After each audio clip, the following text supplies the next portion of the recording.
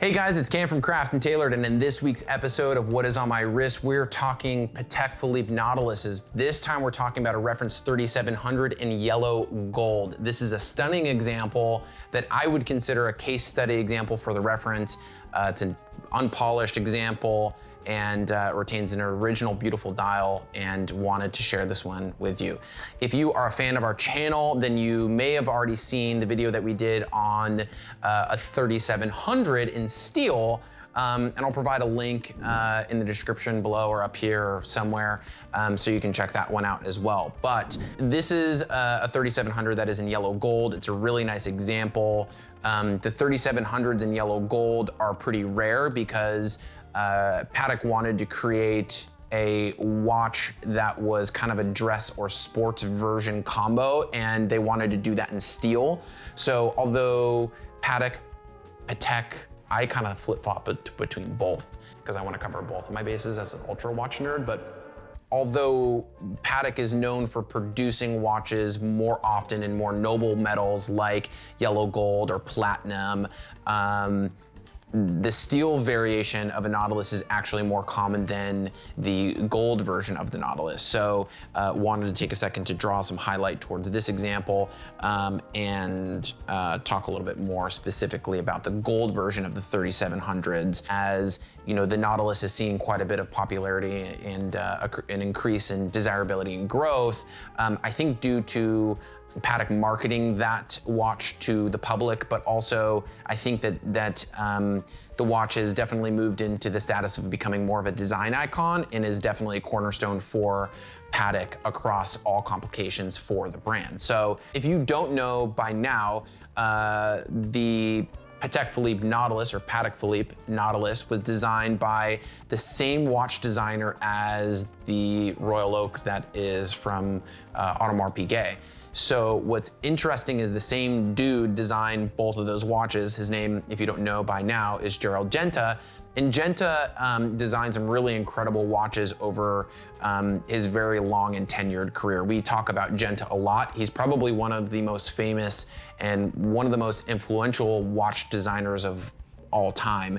So Audemars Piguet released the Royal Oak in 1972, and it was a bit of a slow success, but it became a pretty big success for Audemars Piguet. A few years later, Patek Philippe hired Gerald Genta to design a watch that was, I guess, kind of similar, but its own thing, and thus, you know, the Nautilus came into production. The Nautilus first saw production in 1976. Again, like we were talking, the 3700 was a watch that, in much similar fashion to the Royal Oak, had kind of a Nautilus type of theme. We talk about the Nautilus and the Royal Oak a lot on our channel, and we get them in to our shop as frequently as we can. The earlier versions of them are obviously very rare and a little bit harder to find just because of a lower production number, and then obviously people didn't care about the watch, so a lot of them have been destroyed or lost or over polished or whatever. The list goes on and on. But all right, so the 3700 was in production from 1976 to 1990, and that's a 14-year long production period. That might seem like a long time, but what's interesting is Patek, even still to this day, due to like the Patek shortage and stuff, they only produce a certain number of watches, and the process of production is still very much done by hand. It's not really a mechanized process. So these are estimates of production, but the 3700-01A, that's steel with a large bracelet, there was about 3,500 of those produced. The 3700-11A, that's steel with a narrow bracelet, there was about 1,300 of those produced.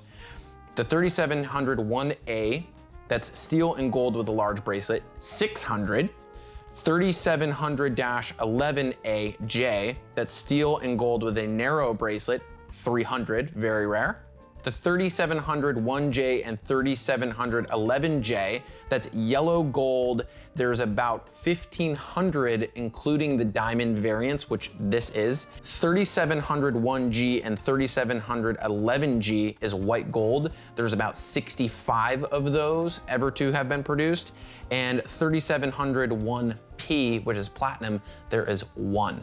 over a 14-year period, 92 watches in the 3700 1J and 11J were produced in gold. So 92 roughly examples per year were produced, making them just rare by existence, not being that they're in gold, not being that it's Patek, but just in total sheer number of production numbers. We're talking about 1,300 examples in existence roughly over a 14-year period, which makes them very, very rare. So let's talk about this version. And I want to highlight some features about this watch specifically and kind of just gush on this watch because I'm in love with it and it's really awesome. So, all right, so there's an incredible book. You cannot get it. M. Stanga, I love you. I don't know if you're gonna watch this, but I love your books. I have one on your Royal Oak, and I have this one, and I have this one in hardcover, and I love it. Matter of fact, I got 2 of them because I love these books so much. But basically, this is like the Bible for Patek 3700s.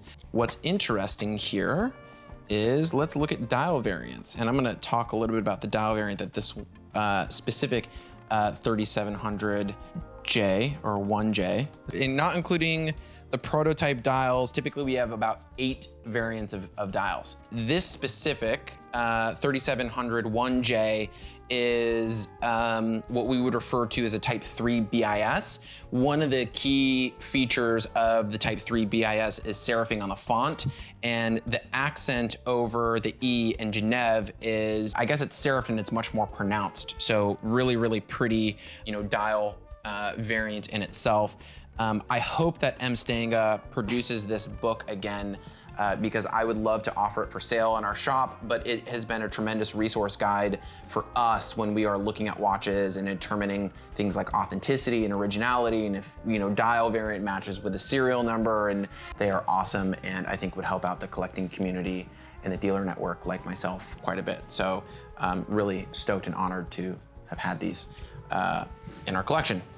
So this has what we call the large bracelet. The difference between the large bracelet and the narrow bracelet is that this tapers down to 16 at the buckle or the flip lock, whereas the narrow bracelet tapers down to 14. I personally like the thicker ones a little bit more so than the narrow ones. It's just kind of my preference. One other element to note is that the thick bracelets have less links than the narrow bracelets. The narrow bracelets typically have more links, obviously depending on your wrist size, but yeah, so that's kind of a key feature. The watch itself is absolutely stunning. It did receive a service at Patek sometime in its past. And the way that I know that is because we've got a Patek signed crown here, whereas the earlier variants did not have a signed crown.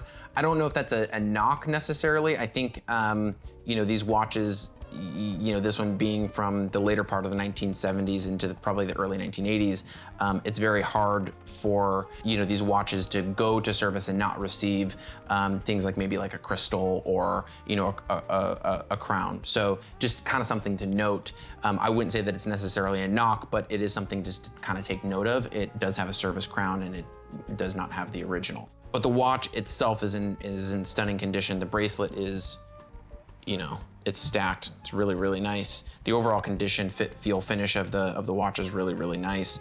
The movement in a Patek 3700 is going to be the automatic caliber 28-255C, which actually remains, I believe, I don't think this is actually the case anymore because I believe Piaget came out with an ultra thin automatic movement, but it was one of the thinnest automatic movements ever to come into existence.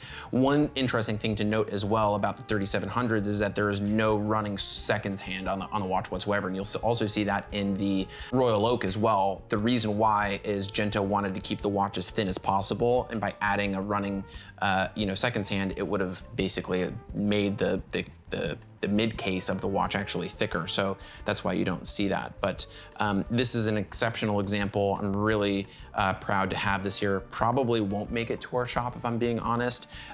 These watches are definitely in demand, and there's a bit of a Patek craze, so to speak. So we'll provide some pictures and maybe a link to an awesome article that we wrote on our blog that is titled Patek Philippe Nautilus, Redefining a Design Language, and it kind of talks about the Genta story and the design of the Nautilus. And so we'll provide some pictures and details of, this 3700 there, so you can check it out. So provide a link in the description below. As always, guys, thanks for tuning in. Be sure to like, comment, and subscribe.